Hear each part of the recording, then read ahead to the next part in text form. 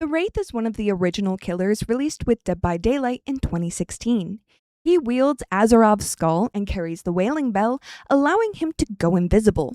But the Wraith wasn't always an agent of the entity. He started as a Nigerian man named Philip Ojomo. Tome 4 Conviction chronicles the Wraith's memories in an entry called The Algebra of Infinite Night. It follows a young Philip as killing crews come and slaughter his village, resulting in his parents and later his grandmother being killed. Shortly after, he meets a woman named Funanya and her 2 children. Unfortunately, while on watch, Philip falls asleep, leading to Funanya and her children also being killed. That's when he decides to take revenge, sneaking into the crew's camp, dousing it all in kerosene, then setting it ablaze. The Wraith's Wailing Bell is actually a relic from his father.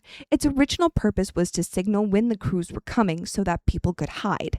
It's interesting how now its power is to turn him invisible, allowing him to hide within the trials. Autohaven Wreckers is his realm and features 6 maps: Blood Lodge, Gas Haven, Wrecker's Yard, Wretched Shop, and Azarov's Resting Place, which has 2 configurations. Autohaven Wreckers was the job that changed everything. As an adult, Philip came to the States, either Illinois or Virginia based off the car license plates that can be seen in-game, to get a fresh start. However, the wrecking yard was not as mundane as it seemed.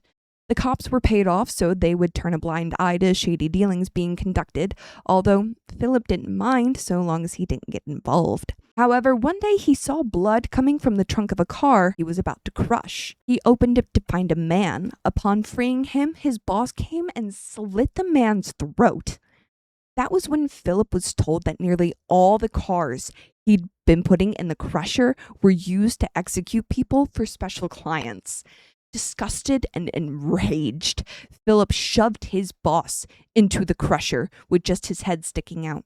As he was squeezed, Philip ripped his head off, pulling his spine with it, giving the Wraith his signature weapon. The Wraith's life was one of tragedy and bloodshed. There is no lore covering exactly how he came to be in the entity's realm, but I can only guess that it happened pretty soon after dismembering his boss, when he was in a vulnerable state and full of rage. All we know is that he disappeared, never to be seen again.